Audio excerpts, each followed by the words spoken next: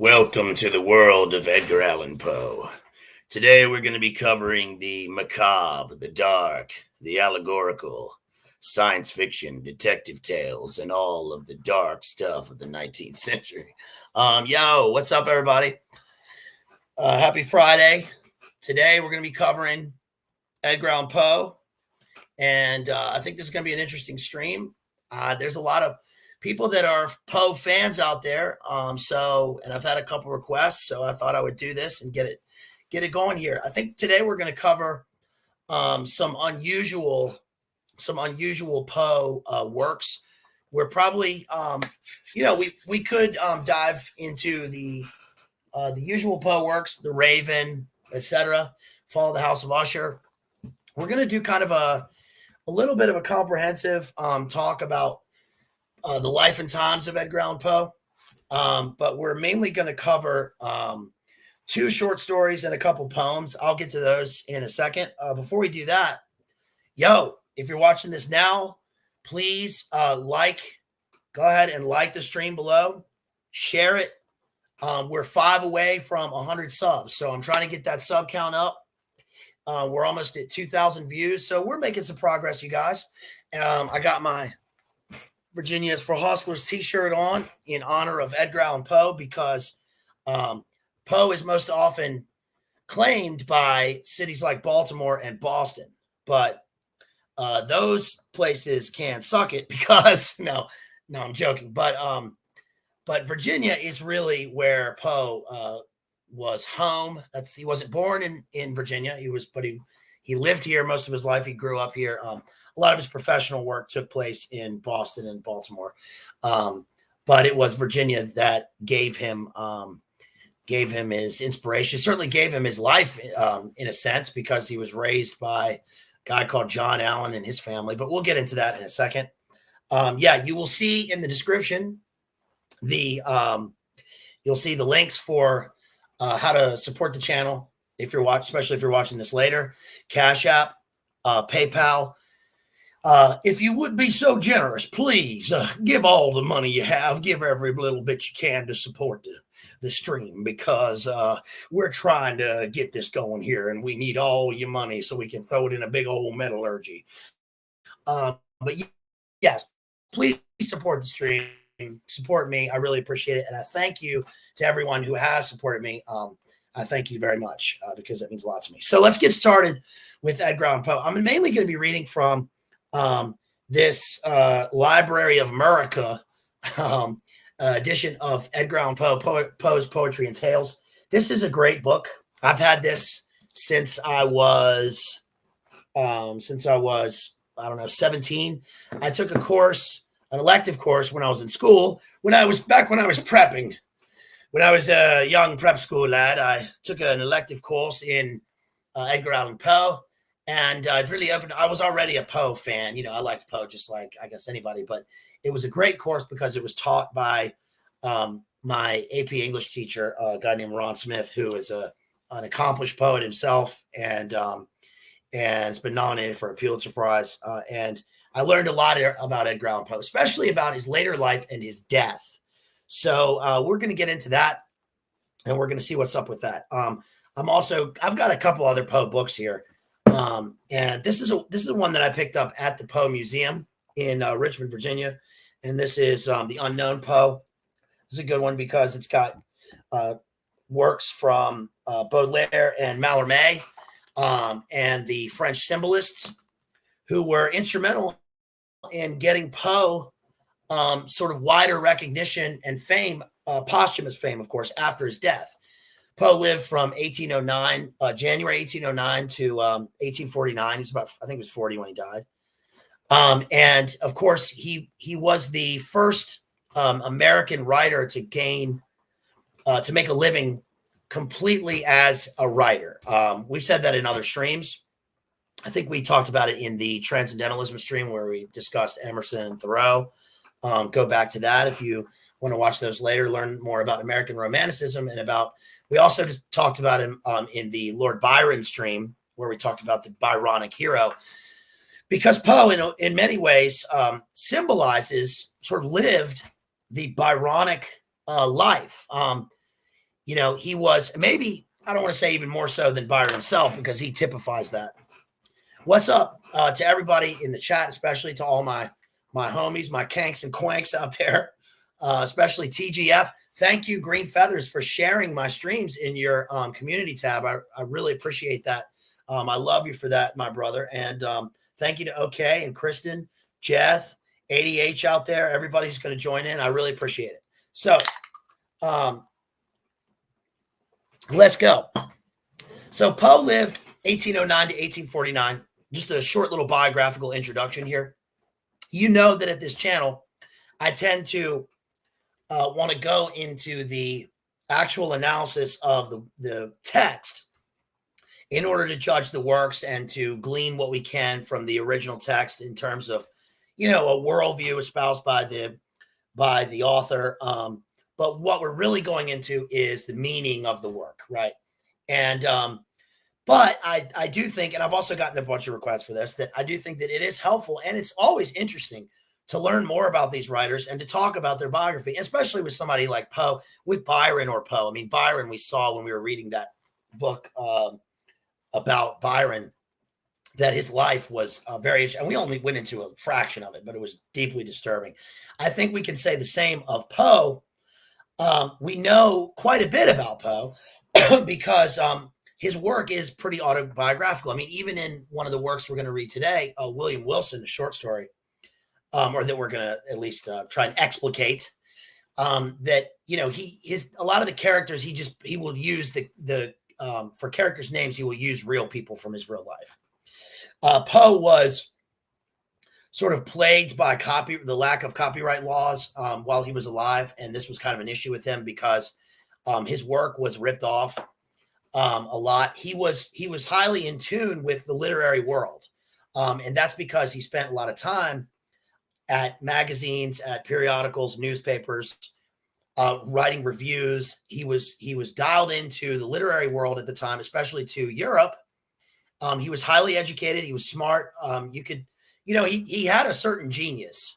And we say what you will about his literature. We'll dive into his literature and see about the words themselves. I have a few issues with Poe in terms of especially how verbose he can be. However, we're gonna sort of judge whether that is apropos to the content, right? Form plus content equals meaning. So Poe takes a lot of inspiration, obviously, from Shakespeare, which is actually interesting because at the time, Shakespeare was not yet having the revival that he did later in England during the Victorian era. Remember, we talked in some of the Shakespeare streams about how he sort of fell out of style, which is only natural. I mean, he'd been dead for 200 years. But Poe was classically educated and uses quite a few allusions within the text as signposts to where his particular stories are going.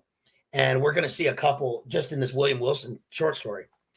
And so, yeah, he was dialed into the literary world. And let me go back for a second here. So Poe was born in Boston, and he was the son of an actress. And his father died when he was, I think his father abandoned them, and then he died. He abandoned them when Poe was 1. And then his mother, I'm just going from memory here. His mother was an actress. I think she died. And then he was adopted, but not formally. He was never formally adopted, but he was adopted by a guy named John Allen, who was a big, later, now in hindsight, we call him an antebellum businessman. He was a merchant in Richmond. So he was taken in by the Allen family, and he was educated by them, or they paid for his education. Poe went to private school. He was baptized. Thank you. I just saw that. Thank you. Appreciate that donation, Kristen. I love you, and I really appreciate you, and thank you for supporting the stream. Yes, everybody. If you want to support the stream, yes, we already said this, but Cash App, PayPal, really appreciate it. So thank you, Kristen. That means a lot to me. He was baptized in the Episcopal Church, as is common, especially in Virginia and especially amongst the upper class in Virginia. He was then sent off to boarding school. Well, actually, he traveled with his family to Scotland, where he was briefly educated as a child, and then he went off to school in England, near London.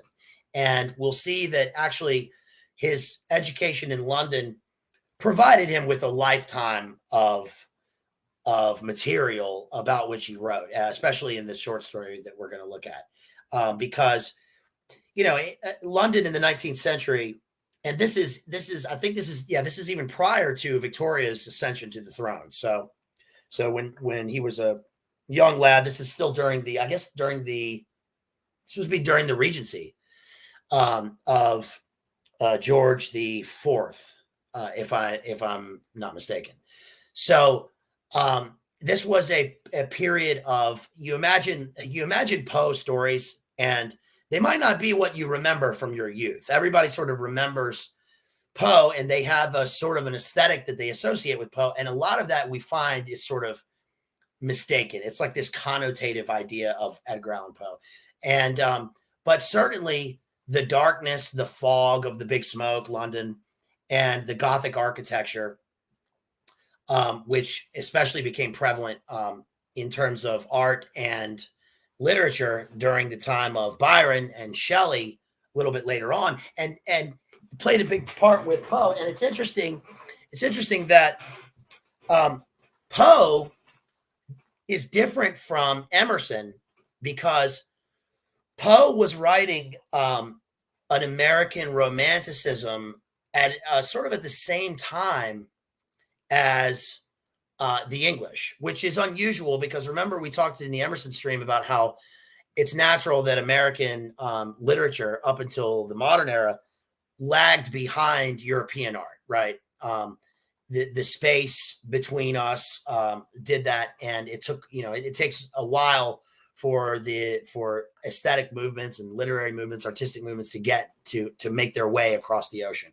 But Poe was dialed in, and he sort of did this at the same time. And not only that, but Poe, we'll see, his legacy is that he invented a whole bunch of literary and forms that are still in place today. I mean, when we see dark or Gothic Americana, we do really have Poe to thank. A lot of times we thank the Northeastern guys. They want to thank Washington Irving with Sleepy Hollow and all this kind of stuff.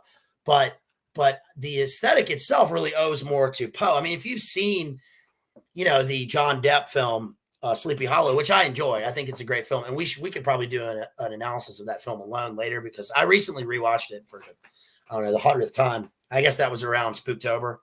And that film is incredibly occult, blatantly occult. But a lot of the aesthetic in the film owes more to Poe. I mean, I think Tim Burton himself kind of looks like an Edgar Allan Poe figure, or at least what you imagine a Poe figure looks like.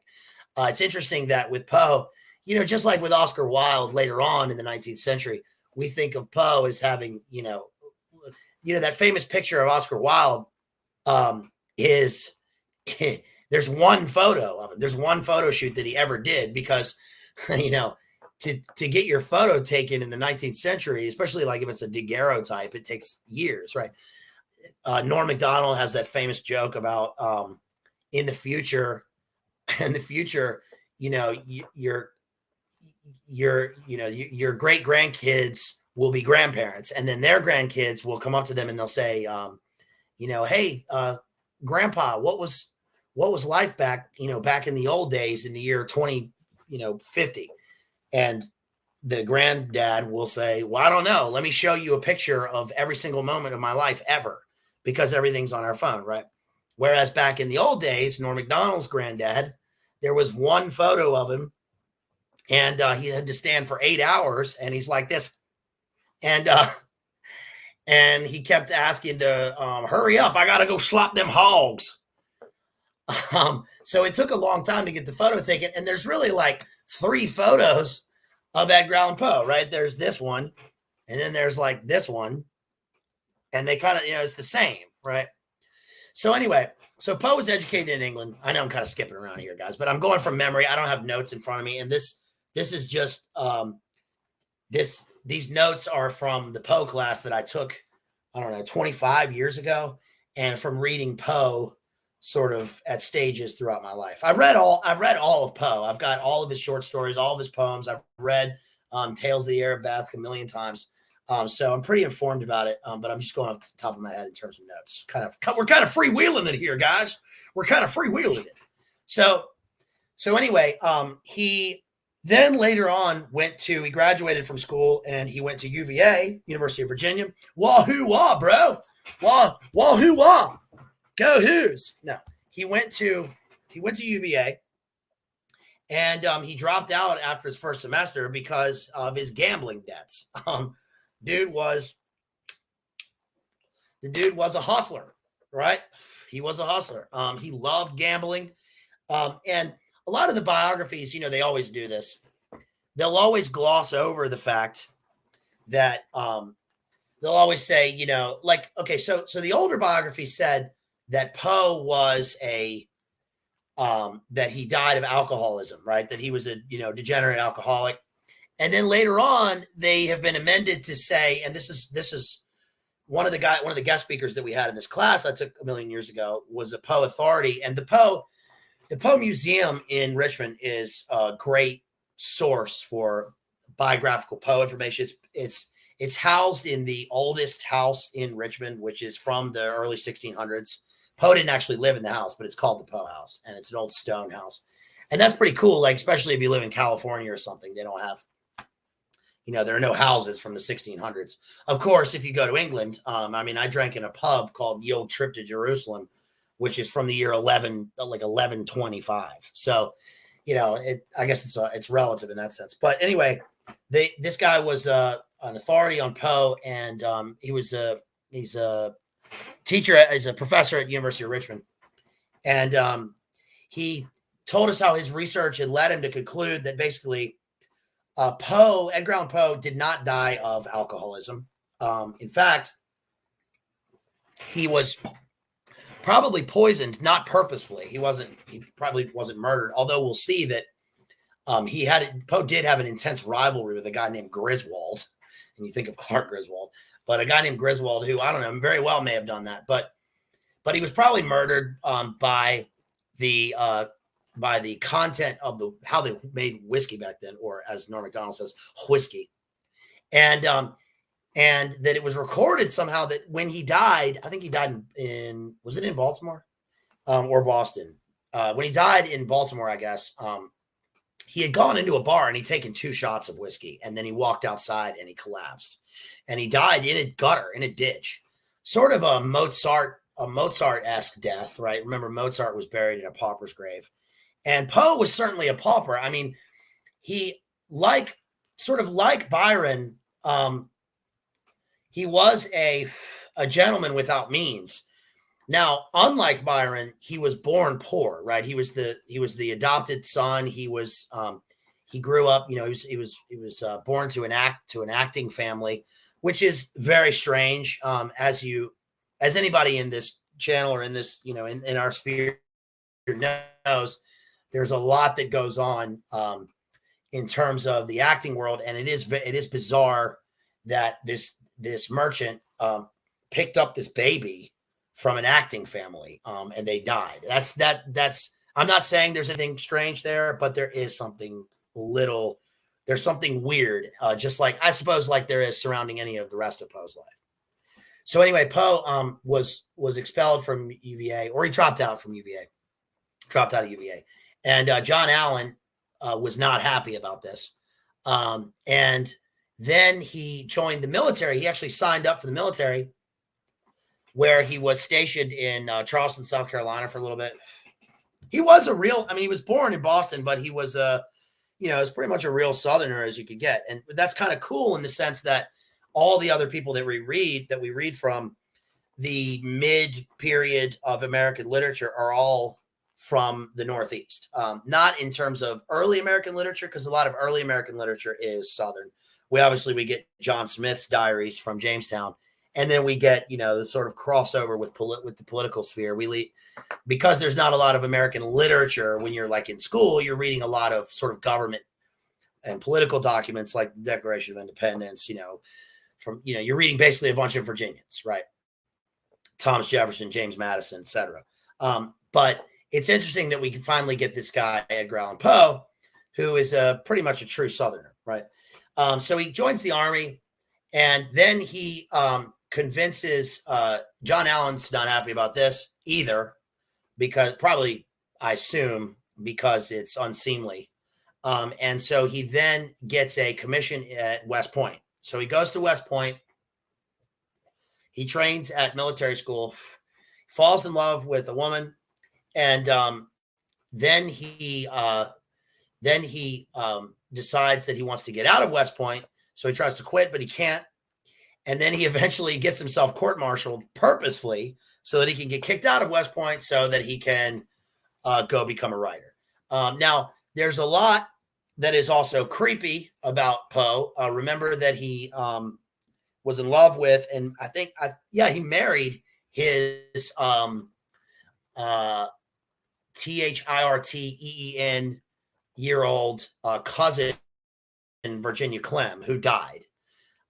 So, now look, a lot of people will put this down to, oh, well, in the 19th century, things were different. Okay, I'm sure they were. But listen, man, there's a point where the creepiness is permeating. Okay, so I'm actually not going to go into that because I'm just going to avoid that for obvious reasons. I just think it's too much for this stream. We're just going to talk about the literature.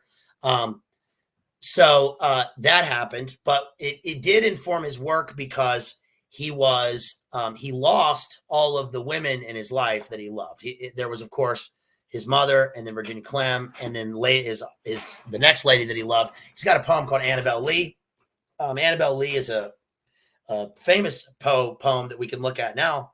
And there's a riverboat in Richmond called the Annabelle Lee now. So anyway, why don't we go into that? Why don't we read some Poe poems before we talk about the rest of his life and about his work life and his literature. So we'll start with Annabelle Lee. Let's see. This is a short lyric poem, so it won't take too long. It's not too long. Okay, so here you go. Annabelle Lee by Edgar Allan Poe. You may remember this poem if you've heard it from way back in the halls of your memory. So it'll be good just as a refresher, and we'll see what we can get from this and how, a lot of times when we do these streams or when we talk, these things pop up in the culture, right? So we'll see what we get from this and what relates to now. Okay, so Annabelle Lee. It was many and many a year ago in a kingdom by the sea that a maiden there lived whom you may know by the name of Annabelle Lee. And this maiden, she lived with no other thought than to love and be loved by me. She was a child and I was a child in this kingdom by the sea. But we loved with a love that was more than love, I and my Annabelle Lee, with a love that the winged seraphs of heaven coveted her and me. Okay. And this was the reason that long ago in this kingdom by the sea, a wind blew out of a cloud by night, chilling my Annabelle Lee, so that her high-born kinsman came and bore her away from me to shut her up in a sepulcher in this kingdom by the sea. The angels, not half so happy in heaven, went envying her and me. Yes, that was the reason, as all men know in this kingdom by the sea, that the wind came out of the cloud, chilling and killing my Annabelle Lee. But our love, it was stronger by far than love of those who were older than we, of many far wiser than we, and neither the angels in heaven above nor the demons down under the sea can ever dissever my soul from the soul of the beautiful Annabelle Lee. For the moon never beams without bringing me dreams of the beautiful Annabelle Lee.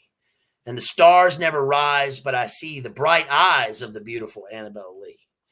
And so all the nighttide, I lie down by the side of my darling, my life and my bride, in her sepulcher there by the sea, in her tomb by the side of the sea.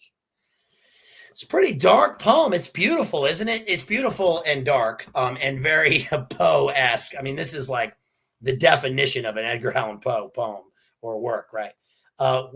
Because not only does it involve the chill is obviously tuberculosis, right? She's a longer. Thank you very much. I will not be pawed at, right, Doc Holliday? My doc can go all night and then some, right? Remember that Tombstone? Yeah, so she's a longer. She's got she's the chill is obviously the chill of death and of specifically of tuberculosis. All these romantic poets had this thing with, tuberculosis is the romantic disease, right? It makes you pale like a vampire. You spit up blood, and you've got to go to warmer climes, like Doc Holliday in the desert, or like Keats in Rome. And yeah, that's right. Consumption, Kristen. It was consumption. Yes, they called it consumption. And Virginia Clem actually did get consumption, right? She had tuberculosis, and this was a constant. I mean, Poe himself may have had tuberculosis. You look at him and you think this guy looks like a tuberculitic vampire goth spurg dude, right? With kind of a creep mustache. So notice the religious symbolism. It's interesting because the poem is allegorical in a way, right? Because we have the idea of the seraphim and the angels being jealous of him and his love.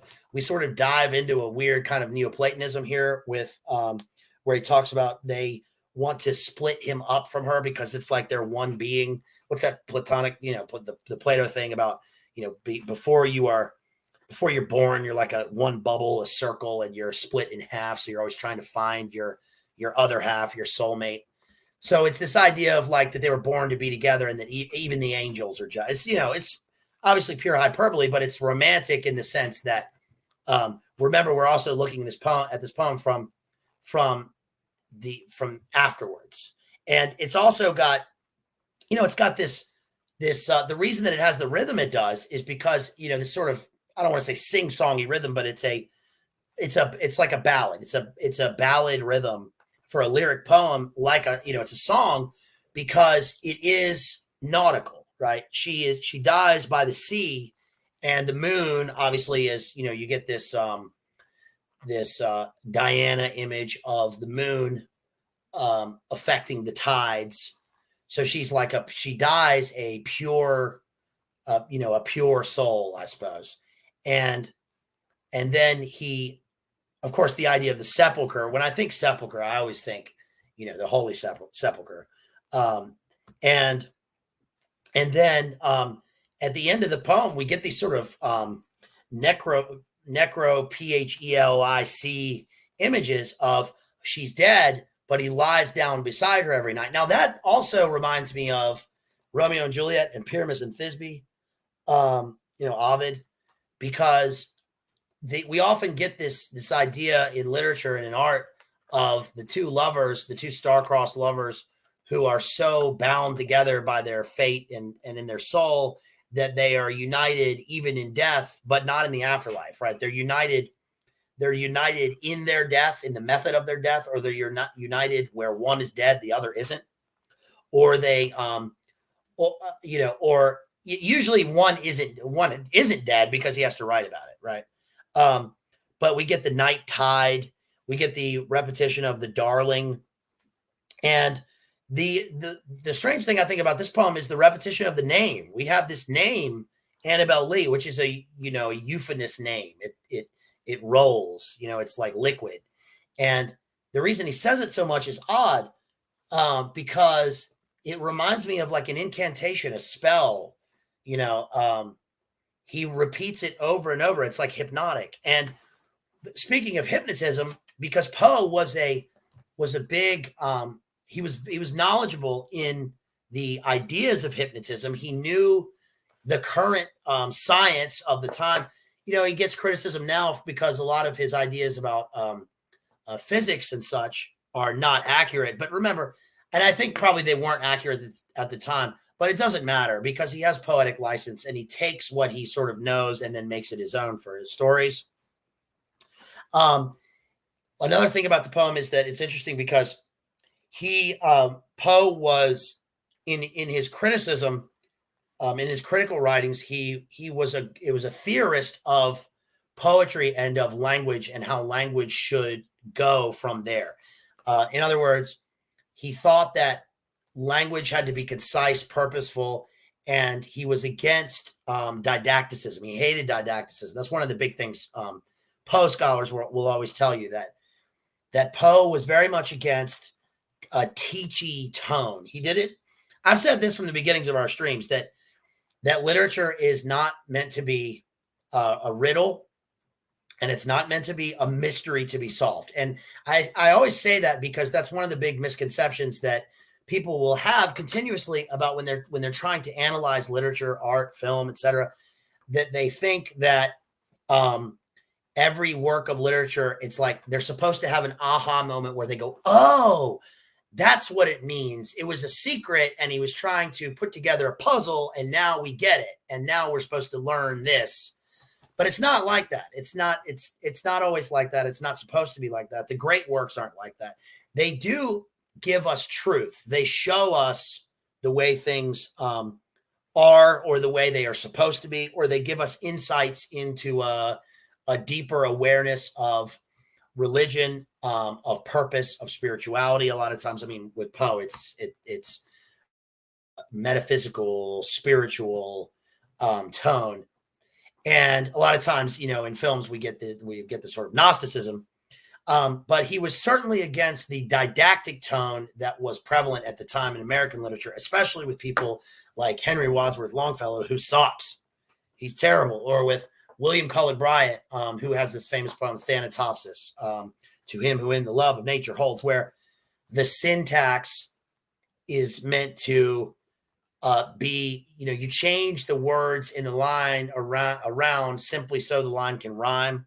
And Poe hated that. Later on, we talked about Ezra Pound, and we should do a stream on William Carlos Williams later, where the emphasis is on form and content should work together to produce meaning, and the words must be the best words in the best order, as Coleridge said, not rearranged so that some kind of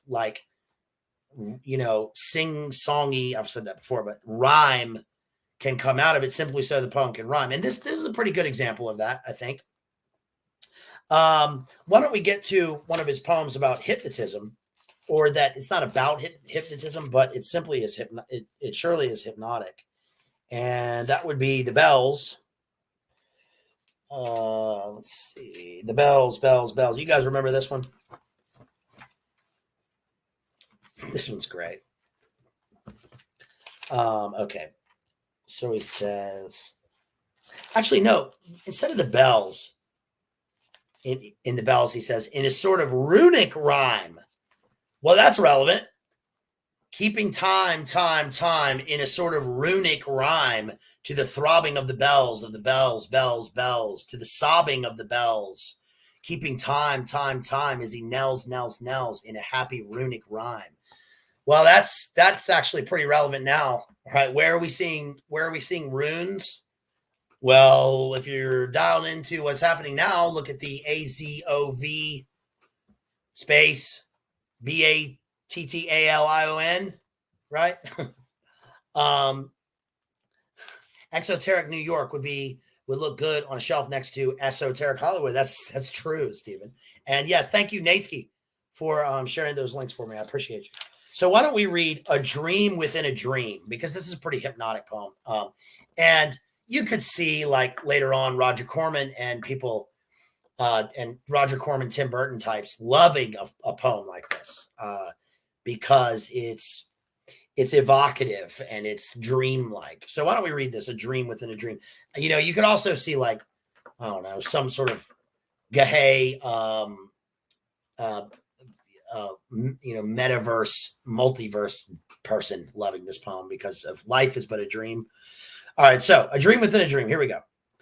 Take this kiss upon the brow, and in parting from you now, Thus much let me avow, you are not wrong, who deem that my days have been a dream. Yet if hope has flown away, in a night or in a day, in a vision or in none, is it therefore the less gone? All that we see or seem is but a dream within a dream. I stand amid the roar of a surf-tormented shore, and I hold within my hand grains of the golden sand. How few, yet how they creep through my fingers to the deep while I weep. While I weep, oh God, can I not grasp them with a tighter clasp? Oh God, can I not save one from the pitiless wave? Is all that we see or seem but a dream within a dream? So, yeah, I think that poem is you can see why they would love this poem, right? And it's a beautiful poem. I mean, it's elegiac, right? It is about one could get away from the dream, the literal dream interpretation and say that in terms of figuratively speaking, life is dreamlike in the sense that, like, for instance, it's been 25 years since I got this book, and it's like yesterday, right? It just passes. That's what the old fellows used to say, right? You gotta, tempus fugit, right? You gotta carpe diem because the time just whisks right by. I remember being a young lad and carrying ice on my back to school, and now I'm an old feller sitting in a rocking chair puffing on this pipe. But it is true, though. Yes, it is true in the sense that life passes you by so quickly. And what he's saying in this poem is that, he holds the grains of sand in the palm of his hand. I didn't mean to rhyme there. It's like you can't stop the passage of time, right? That, of course, there's the hourglass image, right? There's the hourglass, that's the allusion is to the ideas of the hourglass, like sands through the hourglass. These are the days of our lives. Yes. Wait. Oh, what did I mean? What did I do with that? Ooh, go back. I just shut something. Hold on, guys. What did I just do? There we go. Okay, good. All right, sorry about that. All right, so why don't we look at? Yeah, Stephen had a good comment. Yeah, level. Everything is utterly level. It makes me think of fall down, vanity, vanity, fall down. Tear down thy vanity, which is Ezra Pound, not Ecclesiastes, but it is a reference. And I think that, it's interesting that one thing that poems can accomplish is the sort of language, the language of the dream, in the sense that sometimes poems can express things that don't seem to be they don't seem to be things that one could speak in sorry, Kristen, now I'm the slow boy. I can't read good, you guys. I can't read good. I'm just pretending. This whole time I've been reading this book, I'm just pretending here when I'm reading it. No. But that you can speak things that's embarrassing. That you can speak things in a poem. The speaker will make an oration that that doesn't seem to be lifelike, in the sense that you could never imagine a person speaking that. That's the way Apocalypse Now is to me. I watch Apocalypse Now, the film, and it's like it's real, but it's not real. It's like it takes place in some other dream world. Thank you. And please forgive me for screwing that up utterly. Kristen. Okay, so why don't we move on, though, to the story William Wilson, which is one of the people don't often think of this story when they're thinking of Edgar Allan Poe's short stories, because hold on, Let me find it here. There it is. Okay. Because they will often, people will often cite what they remember of Poe from reading a long time ago. I didn't mean to rhyme again. And they will often cite what they know of Poe without ever having read it at all, really. I think one reason that we have Poe sort of in the culture now is because of people like Roger Corman. You get those old Vincent Price movies, and you get Fall of the House of Usher. And those are cool. Those are cool movies. They're still cool. And they're great. They're entertaining, if anything. But I've never seen anything about Poe in film that ever does him justice, because it's kind of unfilmable. The language is so unique to the page that remember, it's prose and it's meant to be read on the page. It's not like poems where it's meant to be heard aloud. And it's certainly, whenever you film it, you sort of fall into this trap of, I don't know, cliche, right? I mean, there's a film that came out with John Cusack a few years ago where he plays Poe, and it's funny. I mean, it's interesting and it's kind of cool, but it's also like, it's like we're making a movie about Poe and we're trying to fit in everything that we can about Edgar Allan Poe instead of just sticking to one thing. And he wrote such a good body of work. We discussed at the beginning how, well, I said before the poems that I would talk about his creative life and his work as a writer. So one thing that Poe was known as was the Tomahawk Man, because he was a fierce critic and he did not tolerate mediocrity. He made his money from criticism, from writing, as we said. He wasn't a teacher. He wasn't an investment banker. He didn't run the Bank of England or Lloyd's like T.S. Eliot. He didn't run a bank like Wallace Stevens or whatever. Instead, he was purely a writer. That's why he was poor. And he tore apart people like Longfellow. But interestingly enough, Henry Wadsworth Longfellow, who was the most famous American poet of his day, people had portraits of him in their house. He wrote that terrible poem, Hiawatha. And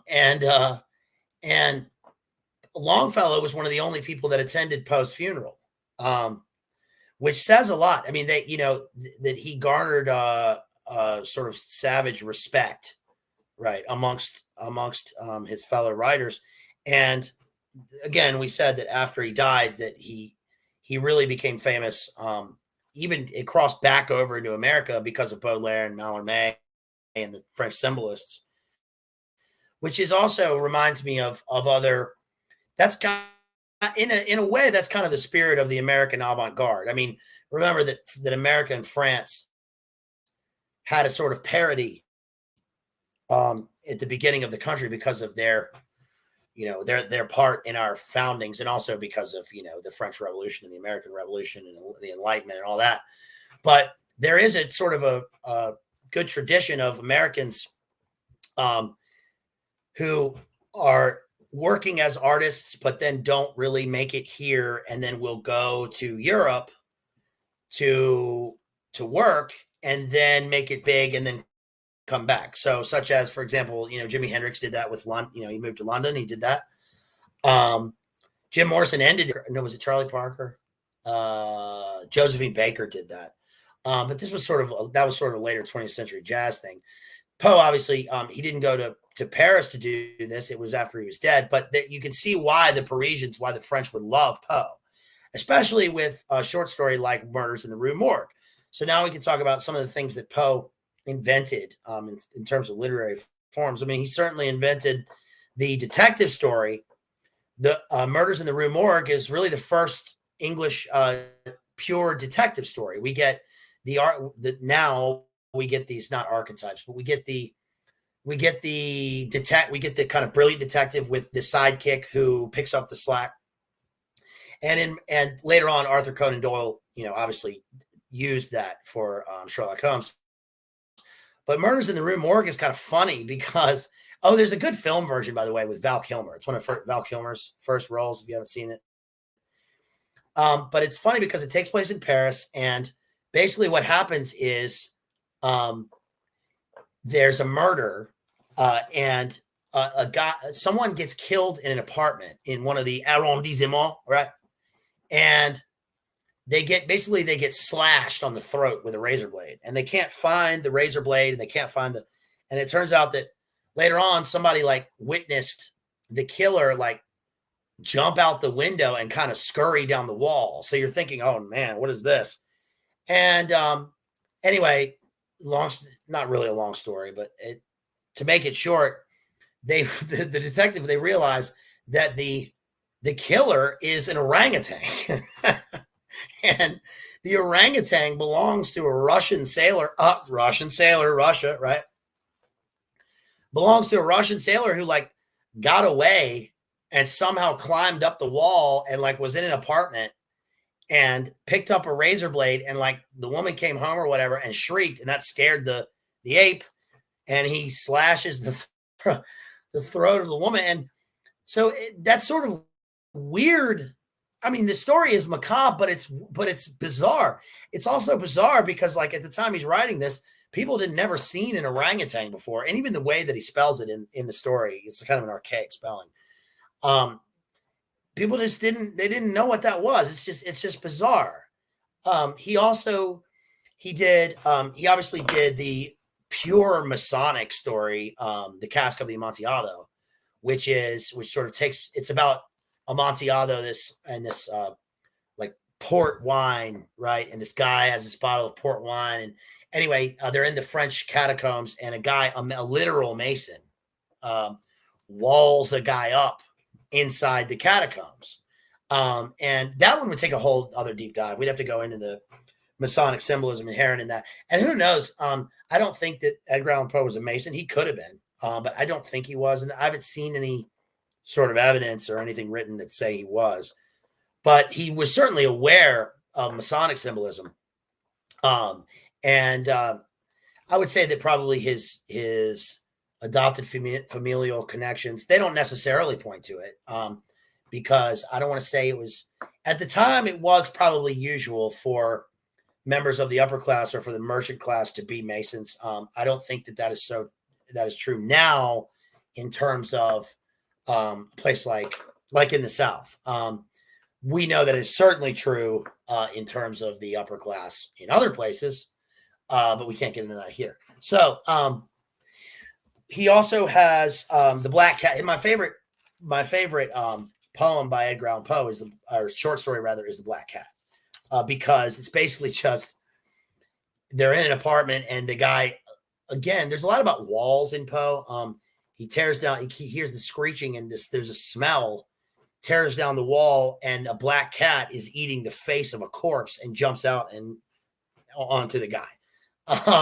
There's also the telltale heart. There's a heart buried inside the floorboards. There's the let's see, what are some other stories? There's the Descent into the Maelstrom is a good one. That's like a shipwreck story, sort of, but where they go into a whirlpool in the ocean.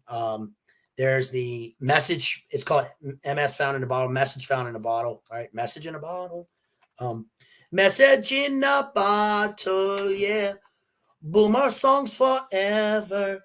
So then there's what else? There's the Oblong Box, the Premature Burial, right? Being buried alive. There's the Purloined Letter.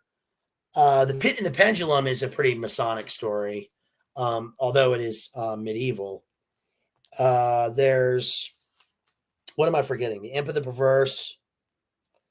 So what we're going to cover now, I think, will be William Wilson.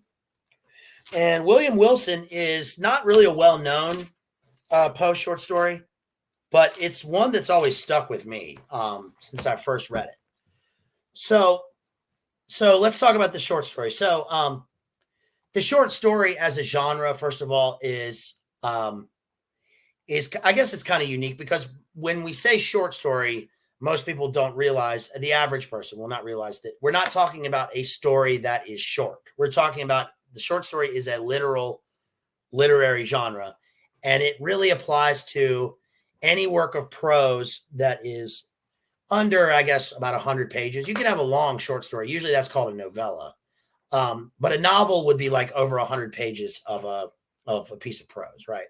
Poe wrote a lot of short stories because, one, the forms where they would be published were were sort of convenient to him, right? He was publishing stories in periodicals, magazines, and it didn't make sense to, he wasn't publishing.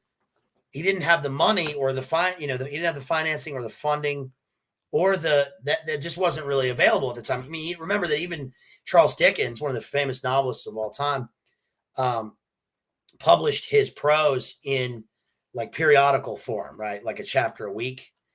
They weren't published in big books, and that just wasn't a thing back then.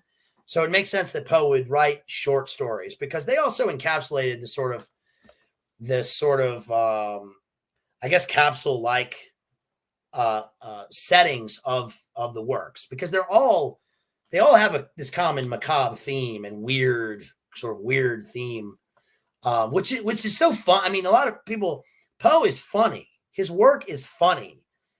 And I think that he meant for it to be like that. It's not to be taken. You can't take this work completely seriously. And actually, there are some stories about Poe where, he made it after he published The Raven. He sort of made it, so to speak, and he became, famous in terms of the wider audience and wider culture.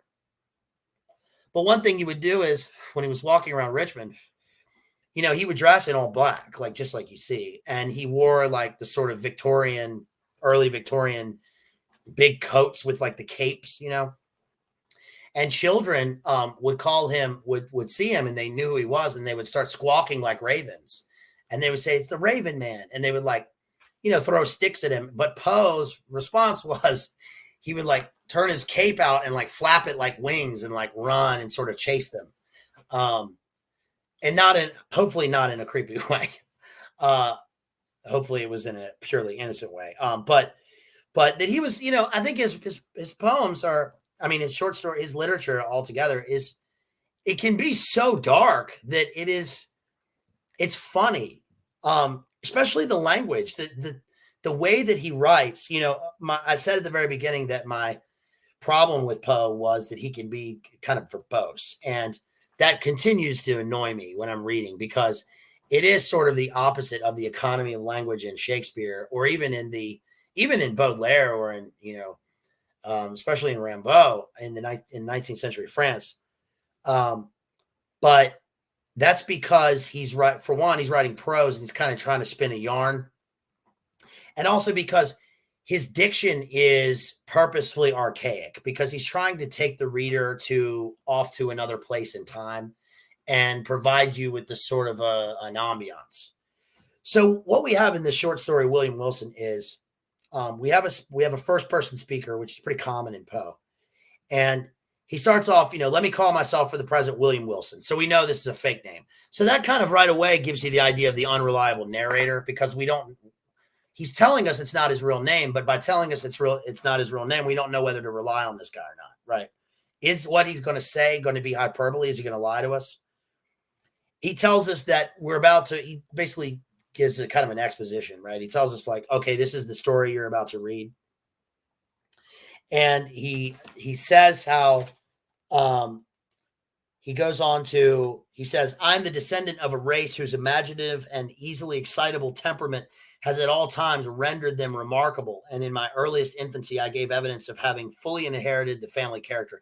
That right there, I think Arthur Rimbaud copied that line almost directly in his prose poem, "A Season in Hell." It's my favorite work of literature. And where he says, "I'm from a race of Gauls who were the most savage people. We buttered our hair the best." And so he goes on to say, he says, as I advanced in years, it was more strongly developed, becoming for many reasons the cause of a serious disquietude to my friends and of positive injury to myself. I grew self-willed. Self-willed is obviously a reference to the pseudonym that he's chosen, right? William Wilson. Addicted to the wildest caprices and a prey to the most ungovernable passions, weak-minded and beset with constitutional infirmities akin to my own. My parents could do but little to check the evil propensities which distinguished me. Some feeble and ill-directed efforts resulted in complete failure on their part, and of course, in total triumph on mine. Thenceforward, my voice was a household law, and in an age when few children have abandoned their leading strings, I was left to the guidance of my own will and became, in all but name, the master of my own actions. Right, the enfant terrible. I think he's pretty literally describing his own childhood there. But what he's saying here is that this is interesting because what he's saying is that he was a sort of a little hellion, and that he realized that his own will could dominate the wills of others, and that he could sort of create his own reality. Now, this is almost Thelemic, right? This sounds like Crowley territory with Thelema. And what we're going to see in this short story is that comes back to literally to haunt him. So what he says is that he was at boarding school, he was at school in England, and that it was dark and Gothic. And then one day, basically all of a sudden, this boy showed up to school who was also named William Wilson. Now, obviously, it was a different name, but we can take it as that it was literally William Wilson now, because we now believe that that's his name, even though he said it's a pseudonym. But whatever his name was, it was also the other boy's name. And that when this boy got there, they were the same age. They looked the same. They kind of looked the same. But the other boy adopted the speaker's dress, like he wore the same clothes, and he started to walk the same. So it was basically a copy, right? He was copying him. And then one night, the speaker says he did something really bad. He said, let's see, all is gray shadow, a weak and irregular remembrance, all indistinct regathering of feeble pleasures and phantasmagoric pains. With me, this is not so. In childhood, I must have felt with the energy of a man what I now find stamped upon my memory in lines as vivid, as deep, and as durable as the exsurges of the Carthaginian metals.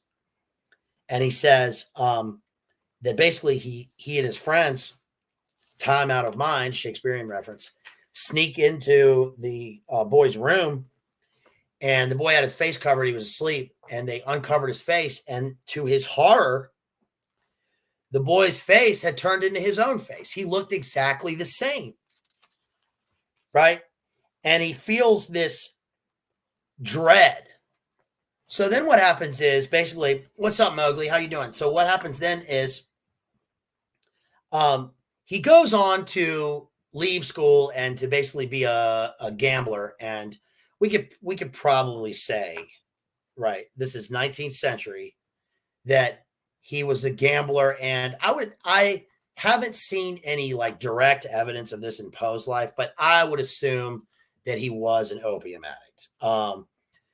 And the reason I say that is because he writes a lot about opium and about laudanum. Now, this is more than just the common, it's more than just the common knowledge that this was like a legal and sort of normal thing. And it was indeed legal and it was normal.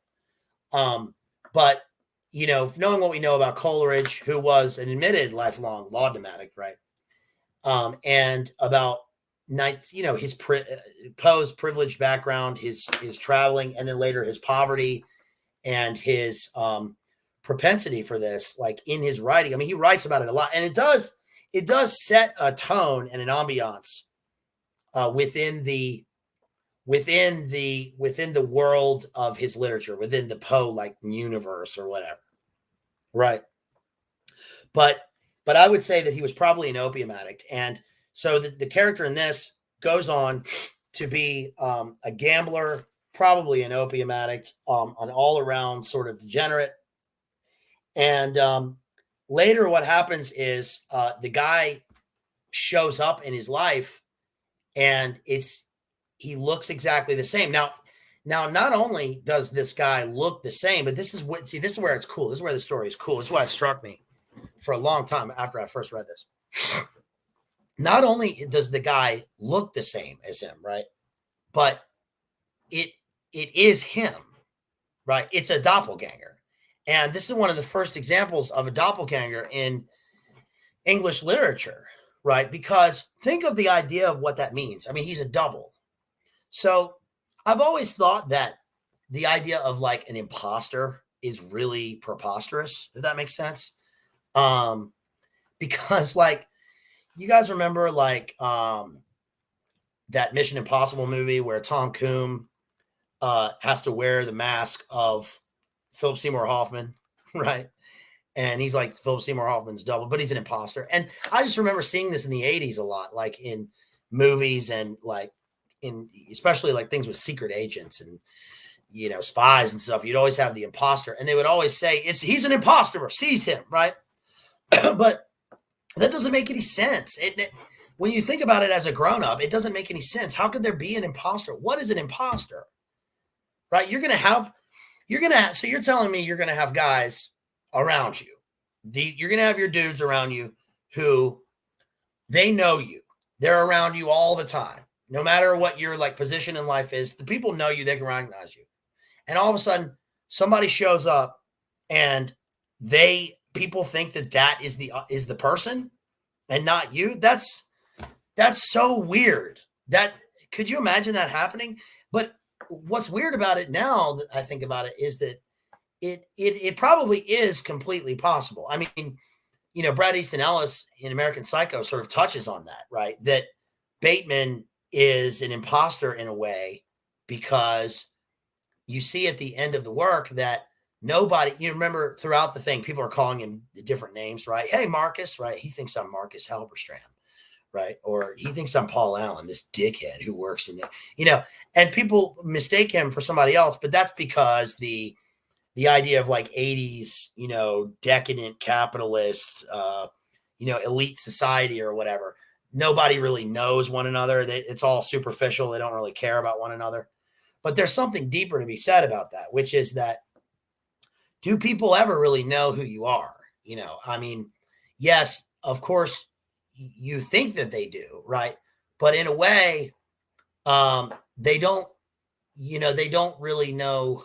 People really never know you. And we've talked about this before with the idea of the mask, and the idea of persona meaning mask, right? You're always wearing a mask in a sense. And really, it's only God who knows who you are. And what is your real face, right? Who you really are. And in this, I think the scary thing is that the speaker doesn't know who he himself is, which is really profound in a way. Yes, because I think that as much as people could read this and go, this is ridiculous, right? It's ridiculous in a number of ways. Like, you live a life and you meet somebody. I mean, if you're watching this out there, whenever, have you ever met somebody who looks like exactly like you?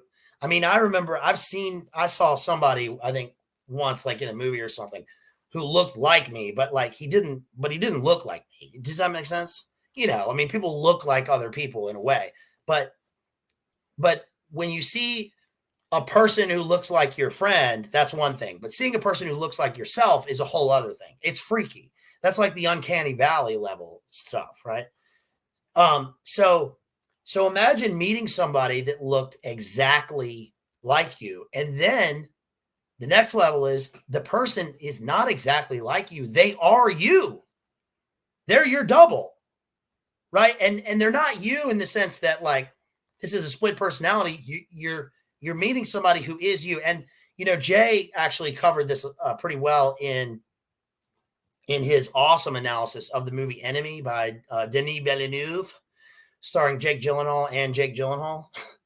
That's I love that movie. It's a fantastic movie. It came out after the movie Prisoners and before whatever Villeneuve did next, which like made him blow up. Maybe it was Arrival, and now he just did Dune. But if you haven't seen Enemy, you should see it. It's basically Jake Gyllenhaal is like this kind of schlubby history professor it's in New York, but it's actually filmed in Toronto, but it's supposed to be in New York, I guess.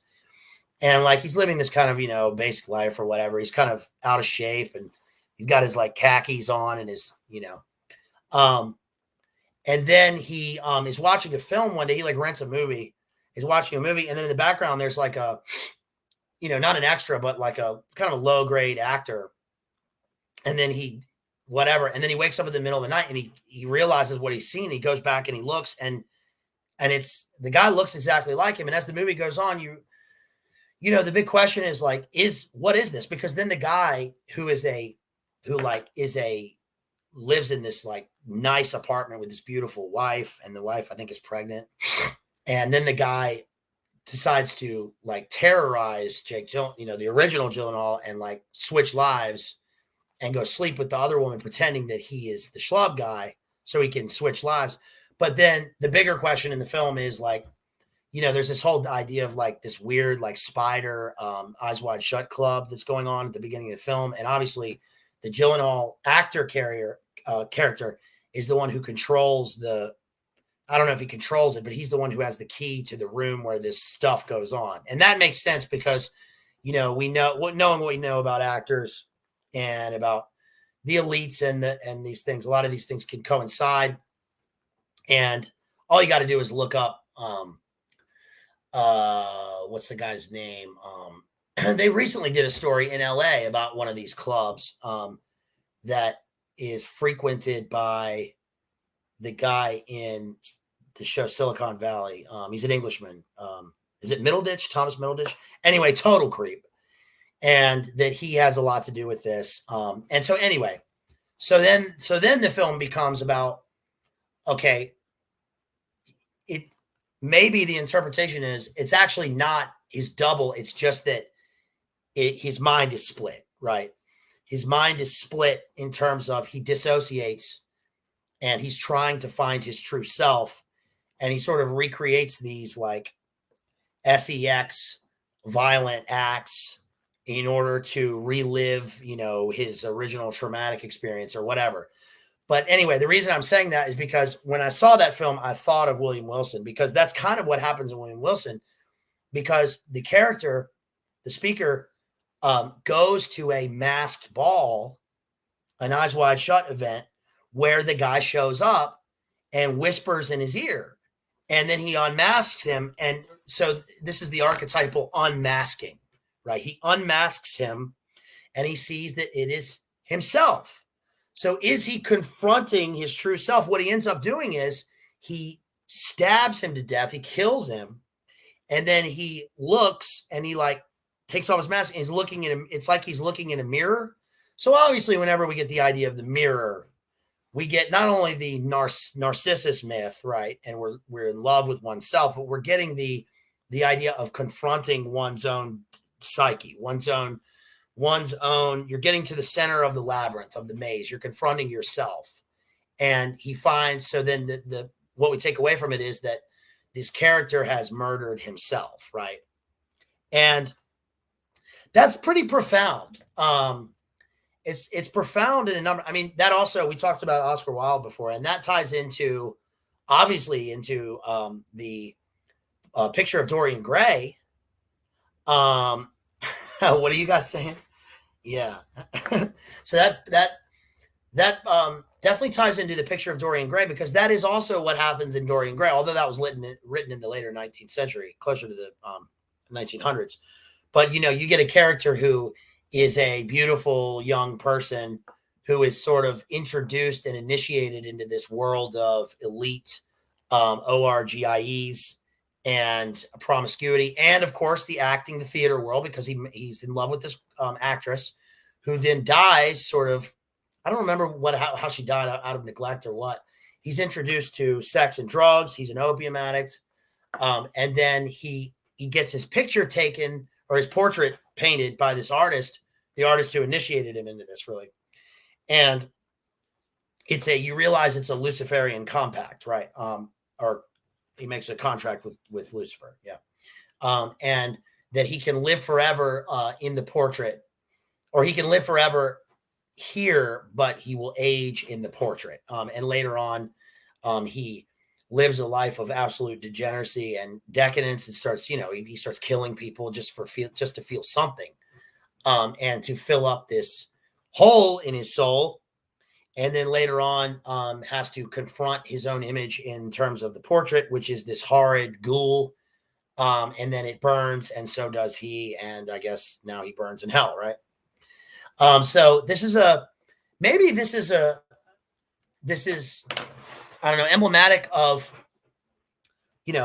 society in the 19th century. Maybe this happens because of the idea of identity, right? Identity crisis in terms of who are we as a culture and as a people. I don't want to read into it too much because that's probably a kind of a pretty lame analysis to make, or one that's typical of like academia. What are the socio-cultural implications of this? It's hard to ignore those things, and we should just take the text on its own. However, I think that the same could be said for now in a lot of ways. Look, obviously, in the world right now, we have a huge problems with identity. Not only the obvious things that we see in terms of culture, or the, I don't know, various, I don't even want to give examples because I don't want to get in trouble, but in terms of the identity in the larger sense of who are we as people, who are we as a people, depending on your culture, your country or whatever, and what do we stand for? What do you as an individual stand for, right? What are you willing to put up with? What do you stand for? What do you hold dear? Who are you going to vote for? I'm just kidding. I'm just kidding. We all know that is total BS. This is not we don't live in a world that's going to be solved by voting at all. Okay. We're talking about, and here we're talking, not trying to digress too much, but we're talking about obviously deep spiritual problems, right? That people have, that they probably always had. Yes. And that recur throughout history, but seems like this is increasingly relevant now. I'll just dive into, I think the last thing I'll do is dive into the Mask of the Red Death, because this is relevant in terms of, back up here a little bit. This is pretty relevant in terms of what we've been going through for the past 2 years with Karanka. And I remember reading this story when, we first went on the LOCK Downs, and I just read Boccaccio's Decameron, which was also just a depiction of exactly what was happening, right?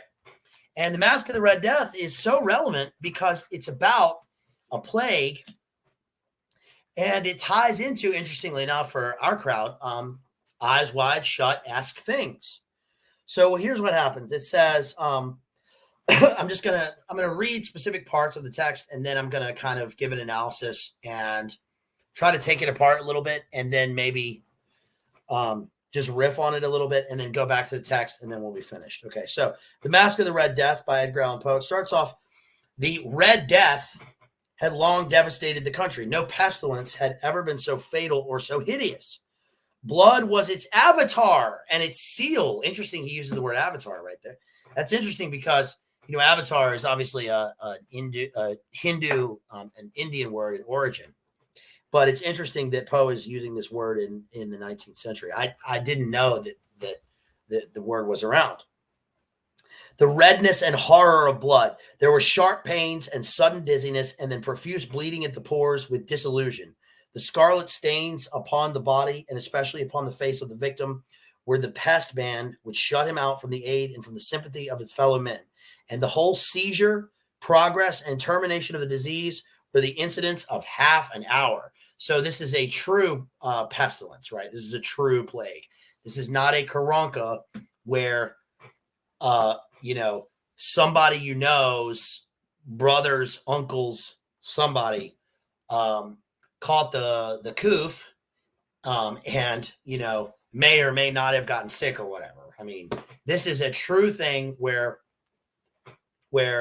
you are seized with the disease, and you get boils and sweats and red marks and I guess puke, blood, like with the Black Plague, and get sores and puke blood until you die, but all in half an hour instead of a day, like with the bubonic plague, right?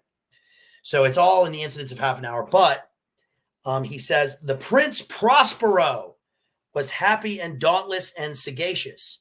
when his dominions were half depopulated, interesting word, were half depopulated, he summoned to his presence 1,000 hale and light-hearted friends from among the knights and dames of his court.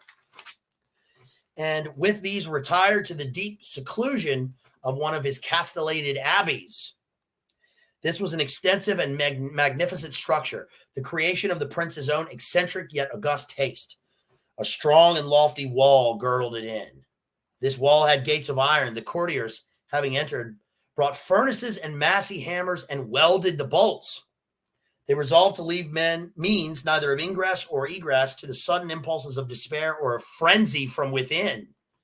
The abbey was amply provisioned. With such precautions, the courtiers might bid defiance to contagion. The external world would take care of itself. In the meantime, it was folly to grieve or to think. The prince had provided all the appliances of pleasure. There were buffoons, there were improvisatori, there were ballet dances, there were dancers, there were musicians, there was beauty, there was wine. All these and security were within. Without was the Red Death. So this is pure Eyes Wide Shut territory, yes? It's also Shakespearean. Prospero, right? Prosperous. We get the prosperous prince, but we get the magician prince of the Tempest. Yes, full fathom 5. So what he's saying here is that when the plague hit, and this is like supposedly the 14th century, 14th century Italy, I suppose.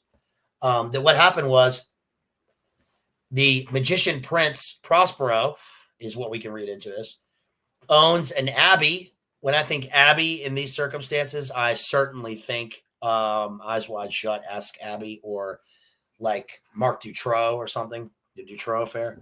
And he gets all of his people, all of his elites and all the entertainment, and calls the Victoria's Secret Angels and all of their monarch SLAVES as entertainment to come into his abbey.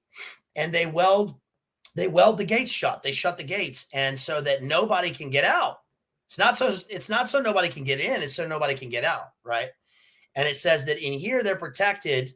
They're protected in the sense that there's no time and there's no worry, right? There's no, they can be as frivolous. The frivolity is rampant. And what we can take that to mean is basically, sex, drugs, and death. It says, and this is specifically taken from, hey, Ellie, Padme Organa, right? She says, "Hi guys, I missed this one and can't stay. Just popping in to say hi and have a great night." Have a great night to you, Ellie. We appreciate you stopping by and being here. So this is a reference to Boccaccio's Decameron, because we said in another stream, I forget which one, that that was written during the plague, during the bubonic plague. And one of the things that happened, there were 3 sort of responses that he said that happened. One would turn into flagellants, right? They would like torture themselves to try and take on the sins of the society. I froze.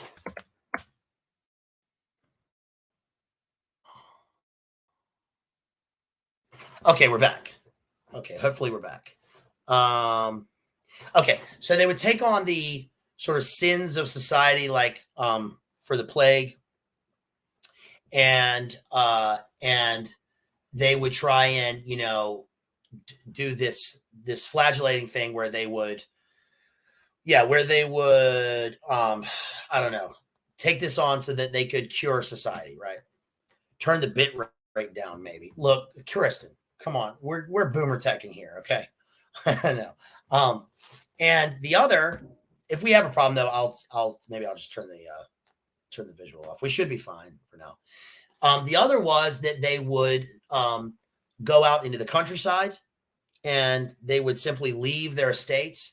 And then the other response to the plague was they would all get together and they would simply do sex and drugs and wine, women, and song, because they thought there was no point and it was like a total nihilistic viewpoint and they were going to die if they were going to die. So they might as well have fun, I guess.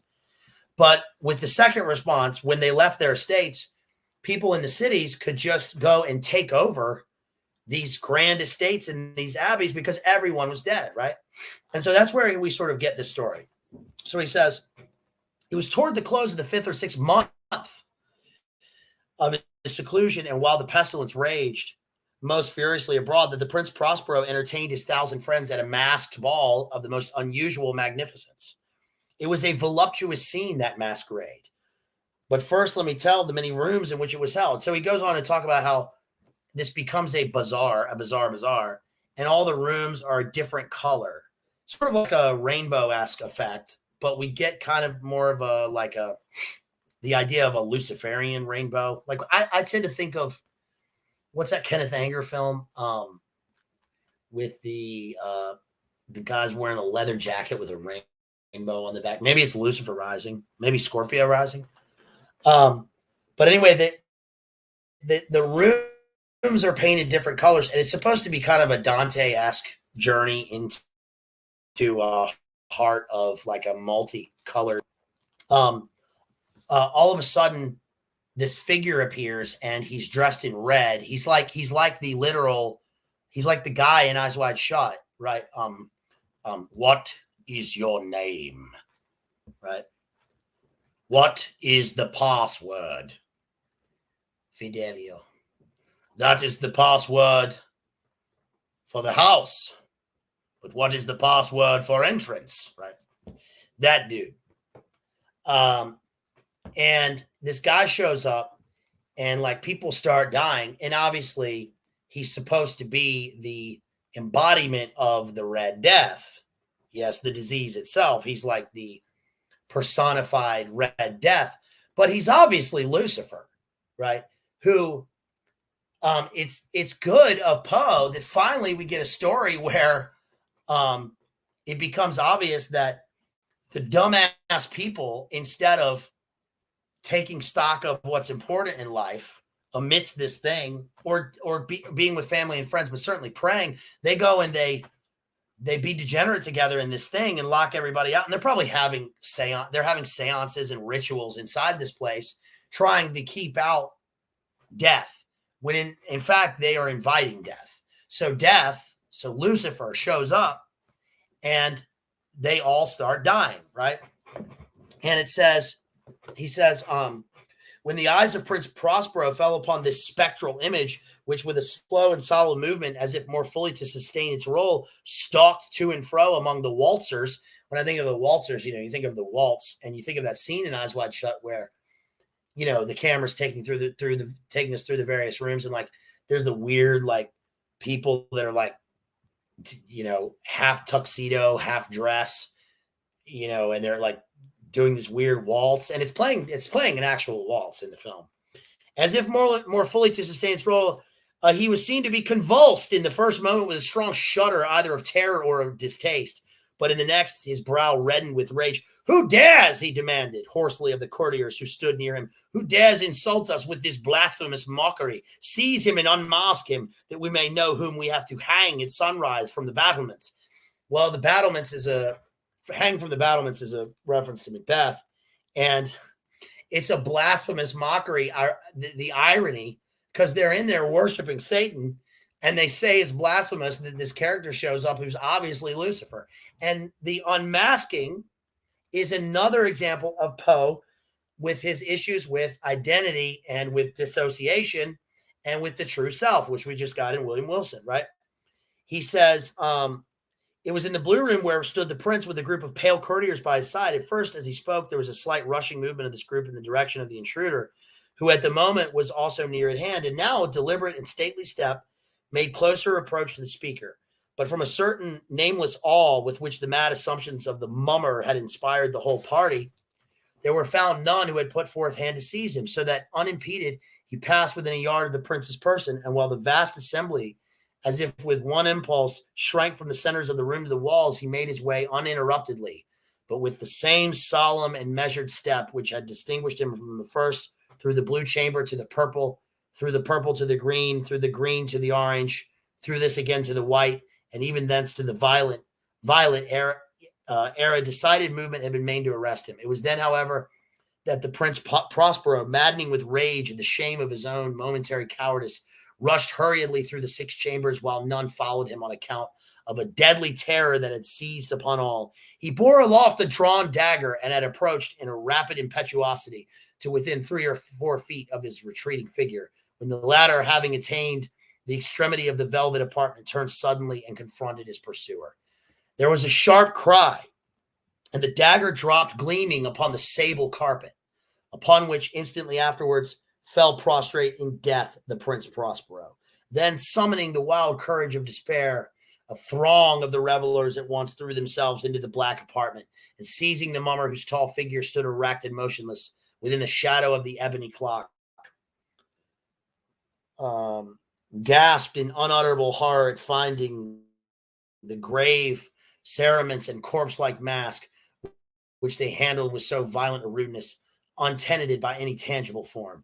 And now was acknowledged the presence of the Red Death. He had come like a thief in the night, and one by one dropped the revelers in the blood-bedewed halls of their revel, and died each in the despairing posture of his fall. And the life of the ebony clock went out with that of the last of the gay, and the flames of the tripods expired, and darkness and decay and the Red Death held illimitable dominion over all.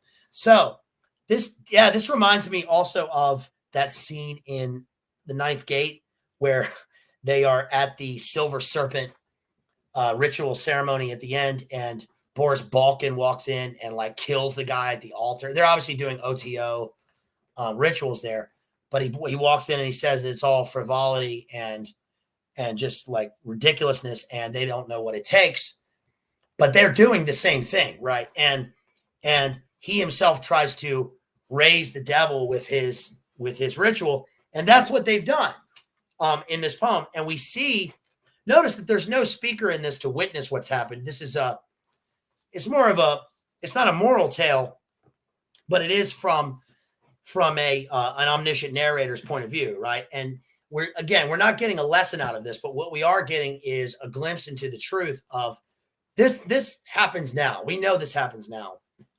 And we know that this has probably been happening with people like Dr. Flossie, right? Who wall themselves up in their literal and metaphorical and literal dominions, right? And shut the people out. They tell everybody else what to do. Meanwhile, they do their gross, creepy stuff, and death will come to all regardless. But what are they raising in this spirit of absolute degeneracy and evil that they've been promoting in the world that we see on a daily basis? So anyway, that's what I got out of that one. That was the Mask of the Red Death, and it's a mask. Yes, coon pods, exactly. They're in their coon pods. They're completely in their coon pod, except their coon pods are the size of the Dutroux Castle, right? Their coon pods are the size of the ROTHS child castles. Yes, walled up in scientism. That's exactly right, Crispy. Thank you.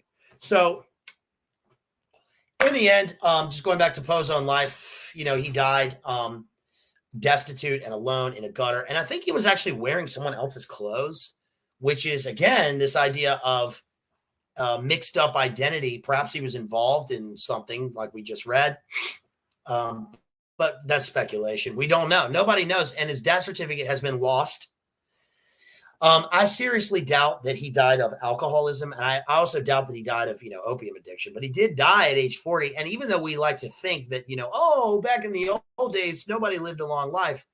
Well, they didn't live a long life if they were a romantic poet. We know that. They didn't live a long life if they were, struck with tuberculosis or laudanum addiction, etc. But people did live a fairly good life.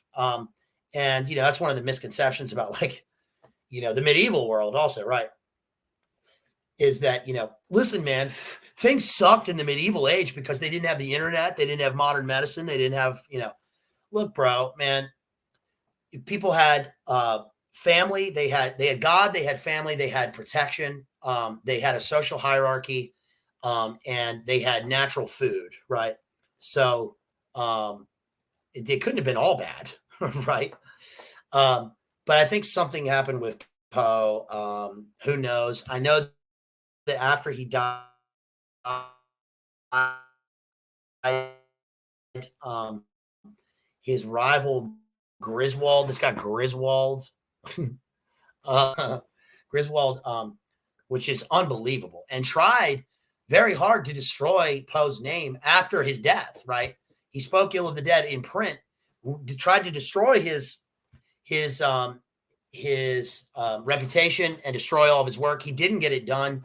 Obviously, we also have Baudelaire and those people to thank for continuing Poe's work and legacy. Although I think Baudelaire was probably also an actual and legitimate Satanist. I mean, we could cover Flowers of Evil sometime later, and we could cover the French symbolist, but that's for another day. But one of the things that's common amongst these writers, especially the ones who suffer in their lifetime and then become famous after, posthumously, is that they always do have they always do have someone, a patron, somebody who will work for them after their death. But a lot of times that is the same person who tried to persecute them in their lifetime. We get that certainly with Rimbaud and Verlaine. I mean, Verlaine was a total creep who did terrible things to Rimbaud, and Rimbaud went so far as to escape from France, travel the world, and end up as a gun runner in Africa, and never wrote another day in his life after the age of 19, and then died of cancer at the age of 37. But he totally left his life, right? Yes, thank you, Stephen. Good point. Yes, they would have lived longer if they bought healthier toiletries. But Jamie Streams didn't exist back then. That is true. That is absolutely true. And, ladies out there and fellas, why don't you go to jaysanalysis.com and buy some of Jamie's wonderful body cream, because she makes it with all natural ingredients. And I think you could get some for about $30. And it would be wonderful if you did that and you went to Jamie's channel and you watched her new series. She's got 2 shows out, and we certainly enjoyed that the other night. But they are trying to promote a healthier lifestyle, and and it's pointed towards the ladies. But you know what, fellas, we can learn a lot from these streams, certainly, right? Don't be putting that old English leather on that skin, right? You're gonna rot your skin away, right? Don't be putting that old Irish Spring soap on your skin. You're going to dry it out. Yeah, you need some good old Jamie body cream, some tallow for the skin, right? Make your skin all fresh. Yeah, so you can go out there and upgrade, right? Yes, and while you're doing that, why don't you go and click the link if you're watching this, and please support me in the channel. I really appreciate it, and I thank you to everybody who supported me. Kristen, I thank you so much again at Slowboy Whiteboard. Jay's Whiteboard, for donating that $10. That means a lot to me, and we're going to try and upgrade so we don't freeze so much here. Right now, we're just trying to keep living. We're trying to LIVIN. We're trying to keep living here. Okay. Thanks, Nate, for dropping the link. Yeah, if you want to support me at PayPal or at Cash App, I really certainly appreciate it. I hope you guys had a great. I hope you had a great St. Patty's Day, especially you right there, Crispy. Yes.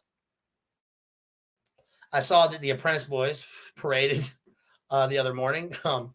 They said, I saw a thing in the BBC that said, make sure now that it's St. Patty's Day 2022 and we're all getting back together, that you watch out and that you're careful, not because of Karanka, but because of the propensity for violence and EXTREME behavior that may occur in public settings, which is normal, especially for a place like the Holy Lands in Belfast. I mean, I witnessed one time when I was at uni. I was at the Duke of York, and next door is it's next door there is I guess you could say a Republican pub next door to not really a loyalist pub because it's in South Belfast. But anyway, it was St. Paddy's night, and they showed up in armored Land Rovers, and somebody threw a petrol bomb, and it got burned out, turned over, and there was a lot of frivolity in the streets that night. But yeah, we used to get the whole week off for St. Patty's Day. That was great. And so, but it's nice to have St. Patty's Day again with people celebrating. I'm going to a big St. Patty's festival tomorrow, street festival tomorrow. I'm going to chill with my best friend. So that'll be nice. And I hope you guys got to do something fun. And I hope I hope it was a good day for you also as a solemn holy day, St. Patrick, regardless of Bono's degenerate loser poem about a certain thing. And we could do an analysis of the poem, but it wouldn't be worth it because it was so bad. So anyway, yes, thank you for supporting you guys. And I'll see you tonight, because in a couple hours we'll be hopefully we'll be having that stream about the B movies with Jay and Jamie. And in the meantime, also, if you're watching this later, please make sure that you subscribe to our friend, the Green Feathers, at YouTube. He's been supporting me lately since the beginning and put me in his community tab. One day, hopefully, I'll have a community tab and I'll get 1,000 subs, right? Right now, I'm just trying to make it to 100. And thank you to all my friends out there. I really appreciate you. And I will see you guys later. Thanks for being with me here for this Poe stream. And I hope it was it wasn't as dark. Honestly, it wasn't as dark as the other ones, which is kind of strange because it's Poe. But anyway, thank you guys. I love you. And I will see you later.